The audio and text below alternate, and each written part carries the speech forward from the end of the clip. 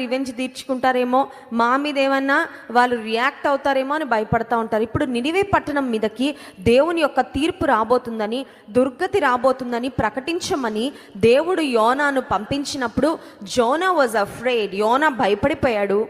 యోనా ఆ మాటను చేయడానికి అంత ధైర్యాన్ని, సాహసాన్ని చూపించలేకపోయాడు. చూడండి, దేవుని బిడ్డలంగా మనము దేవుని మాటకు విధేయత చూపించేటప్పుడు we should not just follow the Lord when it is easy, but we must always follow the Lord even if it is not easy.